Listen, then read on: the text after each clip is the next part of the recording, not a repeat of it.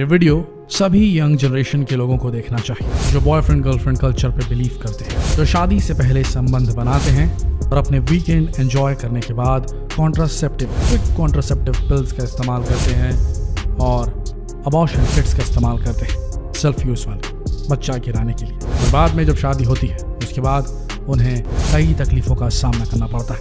ये वीडियो आप सबके लिए। अपनी कोख से नए जीवन को जन्म देना किसी भी महिला के जीवन का सबसे खास पल होता है। इस एहसास के लिए प्रेगनेंसी के दौरान वो कई सपने सजाती है।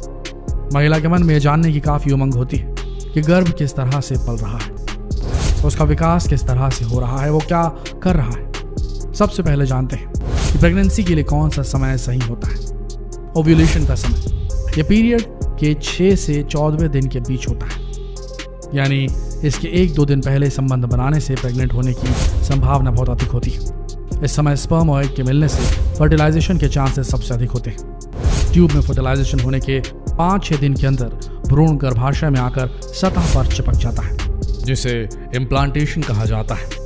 इस दौरान महिला को हल्की ब्लीडिंग या स्पॉटिंग हो सकती है जो सामान्य है। अब दूसरा स्टेप है कि महिला को पता कैसे चलेगा कि वो प्रेग्नेंट हो चुकी है। महिलाओं को अपनी प्रेगनेंसी का पता इतनी जल्दी नहीं चल पाता, लेकिन यदि पीरियड्स के 4थे हफ्ते यानी 28 दिन के बाद भी पीरियड नहीं आते तो प्रेगनेंसी का टेस्ट करना चाहिए। अगर टेस्ट पॉजिटिव आया तो प्रेग्नेंट होने के कारण थोड़ी कमजोरी, थकान, अचानक मूड बदलना और उल्टी आने की समस्या हो सकती है। जैसे जैसे भ्रूण का विकास होता है उसके आसपास पानी की थैली या एमनियोटिक सैक बनने लगता है जो उसके लिए तकिए का काम करता है। इसी दौरान प्लेजेंटा बनने लगता है जो कि एक गोल्ड डिस्क के समान ऑर्गन होता है। ये माँ और बेबी को आपस में जोड़ता है, जिससे माँ से सभी पोषक तत्व बेबी को मिलते हैं। पहले महीने में बेबी का चेहरा आकार लेने लगता है।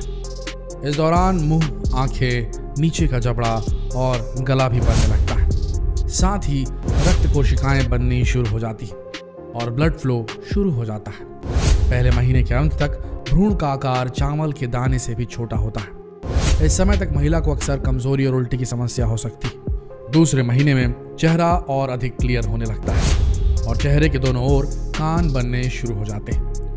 दोनों हाथ, पैर और उनकी उंगलियां, आहार नलिका और हड्डियां बननी भी शुरू हो जाती हैं। 6ठे सप्ताह में बच्चे का छोटा सा दिल धड़कने लगता है। वो तकरीबन दाल के दाने के बराबर है और बेबी की धड़कन सोनोग्राफी के माध्यम से देखी जा सकती है। दिमाग और स्पाइनल कॉर्ड बनने वाली न्यूरल ट्यूब बन जाती है और बेबी को आपकी छुअन का एहसास होने लगता है। इस महीने के अंत तक बेबी का साइज 1.5 सेंटीमीटर का हो जाता है और उसका वजन 1 ग्राम होता है। यही वो समय होता है जब माँ और बेबी में एक प्यारा सा रिश्ता बनना शुरू हो जाता है। 90 से 13वें सप्ताह का समय बेबी के ग्रोथ के लिए बहुत इंपॉर्टेंट होता है, इसीलिए इसे पीरियड ऑफ ऑर्गेनोजेनेसिस भी कहते हैं। इस समय तक बेबी का चेहरा, कान, हाथ, पैर और उंगलियां पूरी तरह से बन चुकी होती हैं। नाखून बनने शुरू हो जाते हैं और जननांग बनने लगते हैं। इस महीने के अंत तक हार्ट, आर्टरीज, लिवर और यूरिनरी सिस्टम काम करना शुरू कर देते हैं। इस समय तक बेबी आंखें तिरछी करने, भौहें चढ़ाने से लेकर मुंह बनाने तक की एक्सप्रेशन देने लगता है। ये बेबी के विकास का क्रिटिकल समय होता है। इस समय प्रेग्नेंट महिला को बहुत अधिक केयर की जरूरत होती है और छोटी मोटी समस्या होने पर बिना डॉक्टर की सलाह के दवाई नहीं लेनी चाहिए। बेबी के विकास का पहला चरण 3 महीनों में पूरा हो जाता है, इसलिए इसके बाद अबॉर्शन होने के चांसेस बहुत कम हो जाते हैं। तीसरा महीना पूरा होने तक बेबी की लंबाई 5.4 सेंटीमीटर हो जाती है और वजन 4 ग्राम होता है। और अब प्रेगनेंसी के शुरुआती लक्षण जैसे कि मिचली व थकान भी कम होने लगती है। अब माँ ही नहीं, बेबी भी अपनी माँ से जुड़ा हुआ महसूस करने लगता है। इसलिए डॉक्टर कभी भी 3 माह के बाद अबॉर्शन की सलाह नहीं देते। 4थे महीने में आंखें, भौहें, नाखून और जननांग बन जाते हैं। दांत और हड्डियां मजबूत होने लगते हैं। अब बेबी सिर घुमाना, अंगूठा चूसना आदि शुरू कर देता है। इस महीने फीटल डॉपलर मशीन से माँ बच्चे की धड़कन को पहली बार सुन सकती है और डॉक्टर आपको डिलीवरी की तारीख दे देते हैं। इस समय बेबी का वजन 100 ग्राम तथा लंबाई 11.5 सेंटीमीटर होती है और माँ को बच्चे की मूवमेंट का हल्का हल्का एहसास होने लगता है।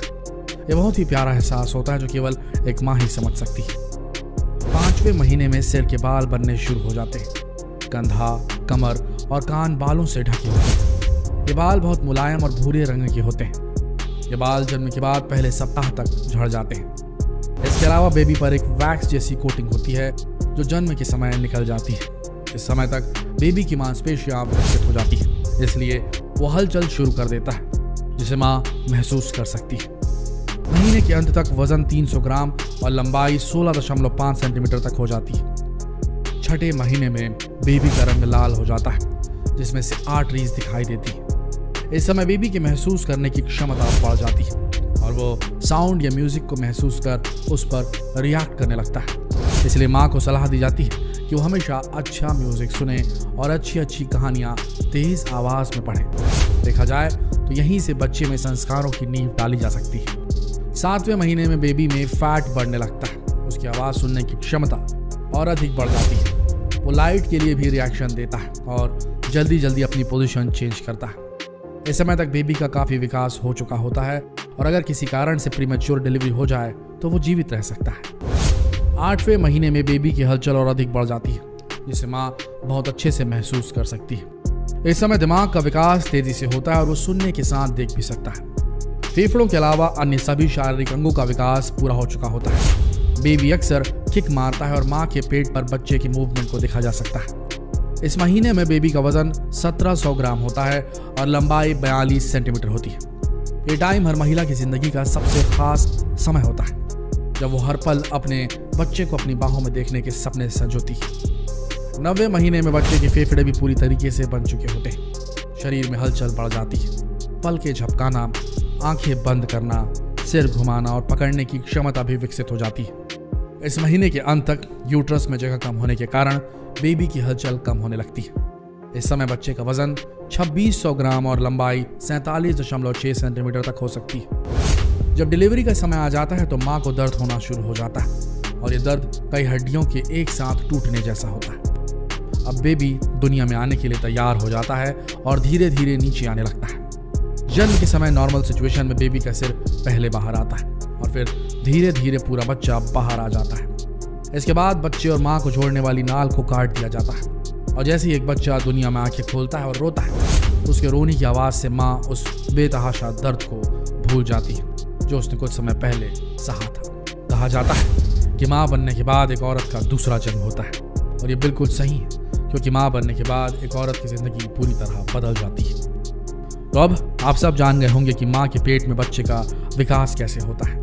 आप सबसे हाथ जोड़कर विनती है, खासकर यंग जनरेशन से, कि किसी की जिंदगी यूं इस तरीके से खत्म नहीं करनी चाहिए। अनैतिक संबंध बनाकर अबॉर्शन करना बहुत बड़ा अपराध है। ये न हमारे समाज में कभी था, न रहना चाहिए। आप सबसे हाथ जोड़कर विनती है कि जीवन के मूल्य को समझिए और अबॉर्शन और इस तरीके की चीजों को करने से बचें।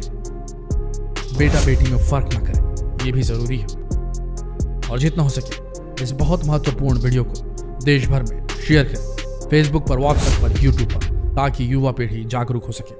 मिलते हैं अगले वीडियो में, तब तक के लिए आप सबका इस वीडियो के अंत तक बने रहने के लिए दिल से धन्यवाद।